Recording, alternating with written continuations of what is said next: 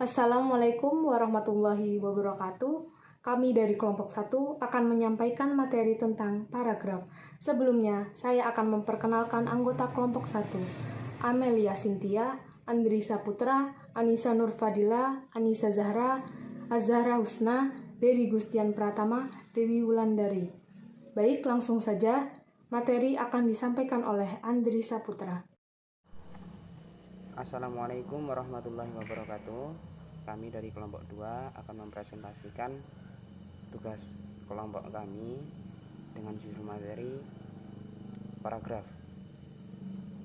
Dan pada kesempatan kali ini, sub-sub materi yang akan kita bahas, yang pertama yaitu pengertian paragraf, yang kedua fungsi paragraf, yang ketiga unsur paragraf, yang keempat pembagian paragraf menurut jenisnya, yang kelima paragraf deduktif dan paragraf induktif, yang keenam pengembangan paragraf, yang ketujuh teknik pengembangan paragraf, dan yang kedelapan adalah pembagian paragraf menurut teknik pemaparannya. Langsung ke pengertian paragraf. Jadi paragraf adalah bagian dari sebuah karangan yang terdiri atas sejumlah kalimat yang mengungkapkan satuan informasi dengan ide pokok sebagai pengendalinya. Dengan kata lain, paragraf itu adalah kumpulan dari beberapa kalimat, sedangkan kalimat adalah kumpulan dari beberapa kata. Dan telah kita ketahui bersama bahwa kata adalah kumpulan dari beberapa huruf. Selanjutnya, paragraf adalah serangkaian kalimat yang saling bertalian untuk membuat sebuah ide atau gagasan baru. Dalam arti, dalam satu paragraf pasti membahas satu pokok bahasan ataupun satu gagasan, tidak lain-lain. Selanjutnya, paragraf merupakan sekelompok kalimat yang saling berhubungan dan bersama-sama menjelaskan satu unit pokok pikiran seperti yang telah saya sampaikan tadi. Kemudian, fungsi paragraf. Tentunya paragraf memiliki beberapa fungsi. Di antaranya yang pertama adalah menjadi pengantar sebuah ide-ide, isi kalimat dan kalimat penutup pada tulisan yang dibuat oleh penulis. Dan yang kedua, mencurahkan suatu perasaan dan pemikiran penulis dalam sebuah karya atau kalimat dalam bentuk tulisan yang dibuat secara logis dapat diterima oleh pembaca. Fungsi selanjutnya yang ketiga yaitu membantu pembaca untuk memahami segala sesuatu mengenai isi dan topik dalam sebuah tulisan. Fungsi yang keempat adalah memudahkan penulis untuk menyusun ide-ide tentang tulisan yang akan dibuatnya. Dan fungsi yang kelima adalah membantu penulis dalam mengembangkan gagasan-gagasan atau ide dari segala sesuatu yang berhubungan dengan topik yang ingin ditulis menjadi sebuah karya tulis. Selanjutnya, unsur-unsur paragraf. Yang pertama, ada transisi.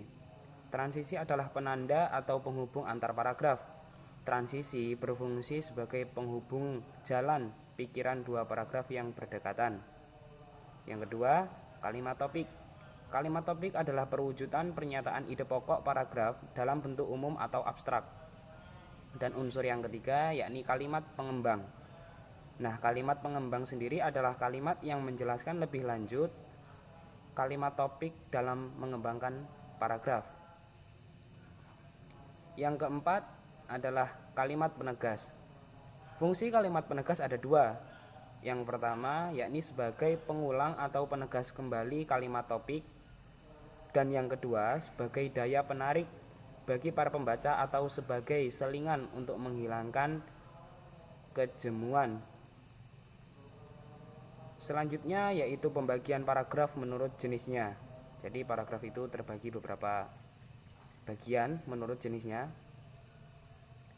Yang pertama yaitu paragraf pertama. Nah, paragraf ini merupakan pembuka atau pengantar untuk sampai pada segala pembicaraan yang akan menyusul kemudian. Oleh sebab itu, paragraf pembuka harus dapat menarik minat pembaca, serta sanggup menghubungkan pikiran pembaca kepada masalah yang akan disajikan selanjutnya. Salah satu cara untuk menarik perhatian ini ialah dengan mengutip pertanyaan yang memberikan rangsangan dari para orang terkemuka. Kemudian, paragraf pengembang. Paragraf Pengembang ialah paragraf yang terletak antara paragraf pembuka dan paragraf yang terakhir sekali di dalam bab itu. Jadi paragraf ini mengembangkan pokok pembicaraan yang dirancang. Dengan kata lain, paragraf pengembang mengemukakan inti persoalan yang akan dikemukakan. Selanjutnya yakni paragraf penutup. Paragraf penutup adalah paragraf yang terdapat pada akhir karangan. Biasanya, paragraf penutup berupa simpulan semua pembicaraan yang telah dipaparkan pada bagian-bagian sebelumnya. Nah, dari ketiga pembagian paragraf tersebut itu memiliki fungsi masing-masing seperti yang sudah saya bacakan. Baik, saya Amelia. Saya akan melanjutkan materi tentang paragraf. Selanjutnya, paragraf deduktif dan paragraf induktif. Pertama, paragraf deduktif. Paragraf deduktif adalah paragraf yang meletakkan kalimat topik pada awal paragraf. Ciri-ciri paragraf deduktif yang pertama, kalimat utama atau ide pokok ada pada kalimat pertama paragraf. Yang kedua, memiliki pola umum khusus-khusus. Ketiga, kalimat utama diperinci dengan kalimat penjelas. Selanjutnya, paragraf induktif. Paragraf induktif adalah paragraf yang meletakkan kalimat topik di akhir paragraf. Ciri-ciri paragraf induktif yang pertama, kalimat penjelas yang ada sebelum kalimat utama berupa fakta. Contohnya, rincian khusus atau bukti-bukti yang mendukung pernyataan di akhir kalimat. Yang kedua, kalimat utama terletak di akhir paragraf. Yang ketiga, polanya khusus-khusus umum. Selanjutnya, pengembangan paragraf. Pengembangan paragraf adalah perincian dan pengurutan pemikiran yang terpadu yang diwujudkan melalui penataan kalimat-kalimat. Penggunaan kalimat topik yang tepat akan memudahkan pembaca membuat ringkasan dari sebuah karya tulis. Kalimat-kalimat penunjang dan akan mengembangkan gagasan yang terdapat dalam topik kalimat. Selanjutnya, pengembangan paragraf. Yang pertama, dengan memberikan contoh atau fakta. Biasanya, pembaca senang membaca paragraf-paragraf yang dikembangkan dengan cara ini. Kedua, dengan memberikan alasan-alasan. Dalam cara ini, apa yang dinyatakan oleh kalimat topik dianalisis berdasarkan logika. Dibuktikan dengan uraian-uraian yang logis dengan menjelaskan sebab-sebab. Ketiga, dengan bercerita. Biasanya, pengarang mengungkapkan kembali peristiwa-peristiwa yang sedang atau sudah berlalu apabila ia mengembangkan paragraf dengan cara ini. Dengan paragraf itu, pengarang berusaha membuat lukisannya itu hidup kembali. Selanjutnya, pembagian paragraf menurut teknik pemaparannya. Yang A, deskriptif. Paragraf deskriptif juga disebut paragraf melukiskan atau lukisan. Paragraf ini melukiskan apa yang terlihat di depan mata. Jadi, paragraf ini bersifat tata ruang atau tata letak. Yang B, ekspositoris. Paragraf ekspositoris disebut juga paragraf paparan.